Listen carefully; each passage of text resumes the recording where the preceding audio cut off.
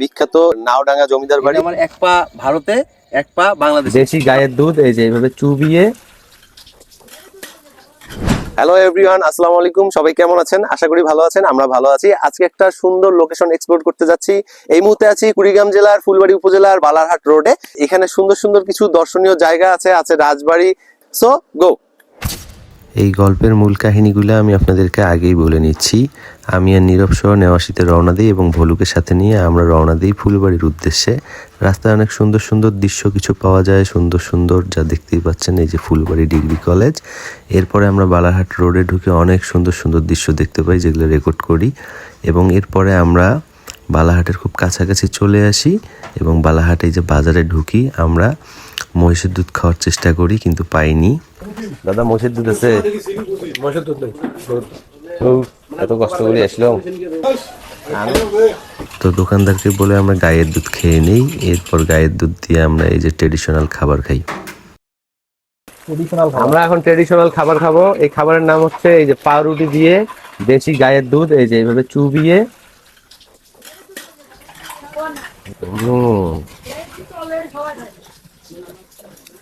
আমরা একটা সুন্দর মসজিদের সামনে আসি। এই মুহূর্তে আমরা কিন্তু আছি বালারহাটের নাওডাঙ্গা ইউনিয়ন পরিষদের এরিয়াতে এবং এখানে কিন্তু একটি ভিন্ন ধর্মী মসজিদ স্থাপনা হয়েছে। মসজিদটি দেখুন, অত্যাধুনিক এবং ব্লক ইট দিয়ে তৈরি এবং খুবই আনকমন ডিজাইনের। এরকম মসজিদ আসলে সচরাচর দেখা যায় না। তো এইটা খুব সুন্দর একটা স্থাপনা মনে করছি আমি, এই জন্য দেখালাম। মসজিদ দেখা শেষে আমরা সুন্দর সুন্দর কিছু দৃশ্য দেখতে পাই এবং বর্ডার সীমান্তের ওইদিকে চলে যাই, যেখানে কোনো কাঁটাতারের বেড়া নেই। অসংখ্য প্রজেক্ট, অসংখ্য গ্রাম্য সৌন্দর্য আমরা দেখতে পাই এখানে। আঁকাবাঁকা রাস্তা। এইখানকার একটা গুরুত্বপূর্ণ সুন্দর গল্প আছে আমাদের কাছে। কিছু মানুষের সাথে আমরা পরিচয় হই এবং তাদের বাসায় গিয়ে খাওয়া দাওয়া করি। তো দর্শক, আমরা কিন্তু এই মুহূর্তে আছি বালারহাট থেকে অনেক দূর চলে এসেছি। আমরা এখন আছি, এই গ্রামের নাম খলিশা কোঠাল এবং আমার পিছনে কিন্তু দেখতে পাচ্ছেন এই যে সাদা একটা সীমানা দেয়া আছে। এরপরে যে রাস্তাটা গাড়ি চলাচল করছে এটাই কিন্তু ভারত এবং এটা পার হলেই ওইদিকে যে সীমানাটা আছে, আমরা শুনেছি ওইখানে কদমের তল আছে এবং এদিক দিয়ে নয়া দিল্লি যাওয়া যায়। এবং এই আমার হাতের ডান দিকে যে এলাকাটা দেখতে পাচ্ছেন, এই রাস্তা দিয়ে গেলেই কিন্তু চৌধুরীহাট নামক একটি জায়গা আছে, যেটা ভারতে অবস্থিত। আমাদের পিছনে যে গাড়ি যাচ্ছে আর রাস্তাটা দেখাচ্ছি আপনাদেরকে, এটা কিন্তু ভারতের রাস্তা এবং এখানে কিন্তু কোনো কাঁটাতারের বেড়া নাই। এখানকার গ্রামের মানুষজনের অনেক আত্মীয়জন ওই পারে আছে এবং ওই পারের অনেক জনের আত্মীয় স্বজন এদিকে আছে। তো দর্শক, এই মুহূর্তে আমি কিন্তু বাংলাদেশের শেষ সীমান্তে আছি এবং এটা কিন্তু ভারত বাংলাদেশের, আমাদের বাংলাদেশের সাইডের একটা পিলার। তো আমি যদি এই মুহূর্তে আপনাদেরকে বলি যে আমার এক পা ভারতে এবং এক পা বাংলাদেশে আছে, তো ভুল হবে না, কারণ এটাই সীমান্ত। এই যে আমার এক পা ভারতে, এক পা বাংলাদেশে। তো আমি আবার এখন বাংলাদেশে আসলাম। এই যে আমার হাতের ডান দিকে যে বাড়ি, খেজুরের গাছে যে এগুলো দেখতে পাচ্ছেন, এগুলোই ভারত। এই মুহূর্তে দেখেন নীরবকে ধাক্কা দিয়ে ভারত পাঠিয়ে দেবো। যা ভারত যা। এই যে ভারত বাংলাদেশের সীমান্ত। তো বাংলাদেশ আসছি, তুই ভারত চলে যা।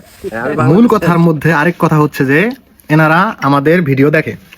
যাই হোক, পরে ওনারাই আর কি বাড়িতে ডেকে এনে পরে এই যে দেখেন মানে এত পরিমাণে আপ্যায়ন করতেছে, মানে এটা অবিশ্বাস্য একটা ব্যাপার। তো গাইস, আমরা এই যে বর্ডারে বা সীমান্তে এসে একটা বিশেষ অভিজ্ঞতা হলো, এইখানকার মানুষজন এত কর্ডিয়াল আর এত মানে আন্তরিকতা দেখাবে। রান্না করা খাবার নেই ঠিকই, কিন্তু ক্ষুধার কথা এনারা বুঝে গেছে, আমাদের মনের কথা। দেখুন কত কিছু রেডি করে দিয়েছে আমাদেরকে, মানে আমরা মনে হয় যে একদম তাদের খুবই ঘনিষ্ঠ আত্মীয়, এরকম আন্তরিকতা দেখাচ্ছে। তো অনেকেই বলে যে সবার উপর বর্ডারি, তারপর বাডিয়ে, তারপর সরুয়ে, তারপর হিন্দু, তারপর মুসলমান। কথাটা সম্পূর্ণ ভুল। হ্যাঁ, আসলে বর্ডারের মানুষরা ভালো, এদের স্বজন প্রীতি অত্যন্ত মানে সুমধুর, পজিটিভ, ঠিক আছে। আর এনাদের যে কথাবার্তা বলতেছে, বসেন রান্না করি খেয়ে যান, খুবই ভালো লাগছে আমার। তো এটাই ছিল এখানকার ছোট গল্প এবং এখানে আমাদের বিকাল হয়ে যায়, সূর্য পশ্চিম দিকে যেতে শুরু করেছে। আমরা আরো সুন্দর সুন্দর দৃশ্য দেখে বালারহাট বাজার দিয়ে চলে যাই জমিদার বাড়ির রাস্তার দিকে এবং অবশেষে আমরা জমিদার বাড়ির এরিয়াতে এবং এখানে আমরা সরাসরি ঢুকে পড়ি বাইক নিয়েই, রেকর্ড করি। আপনারা দেখতে পাচ্ছেন কি প্রাচীন নিদর্শন। এই জায়গাটাতে এসে আমার গা শিহরিত হয়ে যায়। এত পুরাতন বিল্ডিং, এত মোটা দেয়াল, এগুলো কখনোই আমি দেখিনি। দেখুন শুধু দৃশ্যগুলো, আপনাদের ভালো লাগবে। আর পুরো জায়গাটা ভিজিট করে অনেক ভালো একটা অভিজ্ঞতা হয়েছে আমার। দেখুন এই দেয়ালগুলো আজকের না, এক একটা দেয়াল মানে কি বলবো আর। বিল্ডিংটা পরিত্যক্ত কিন্তু অনেক প্রাচীন সভ্যতা লুকিয়ে আছে এর মাঝে। তো দর্শক, এবারে কিন্তু আমরা আসছি বালারহাটের সেই বিখ্যাত এবং অনেক এটা আলোচিত একটি স্থান, সেটি হলো নাওডাঙ্গা জমিদার বাড়ি বা রাজা প্রমোদা রঞ্জন জমিদার বাড়ি নামেও খ্যাত। তো আমি ভিতরটাতে আসতেছি, আপনারা আমার সঙ্গে আসুন, কিছু আশ্চর্যজনক নিদর্শন আপনাদেরকে দেখাচ্ছি। এই দেওয়ালগুলো কিন্তু অনেক অনেক অনেক মোটা, দেখুন একটি দেয়ালের কমপক্ষে 50 ইঞ্চি করে ঢালাইয়ের দেয়াল সম্ভবত, এবং এটা একটু পরিত্যক্ত। ইট আগত এমন ছিল।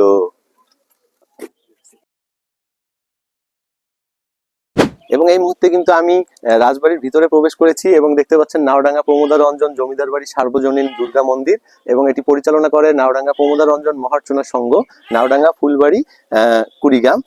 এটি কিন্তু বালারহাট এরিয়া। তো এর ভিতরে আরো একটি মন্দির আছে, আপনাদেরকে দেখাচ্ছি।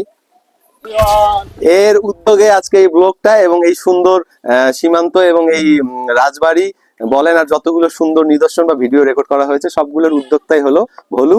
সবাই ভলুর জন্য অনেক অনেক দোয়া করবেন, এবং এই ব্লগটা এখানেই সমাপ্তি। কিছু সিনারি হয়তো বা আরো থাকবে, কেমন লাগলো সবাই কমেন্ট করে জানাবেন। সবাইকে অনেক অনেক ধন্যবাদ এবং সকলেই আসসালামু আলাইকুম ওয়া রাহমাতুল্লাহি ওয়া বারাকাতুহু।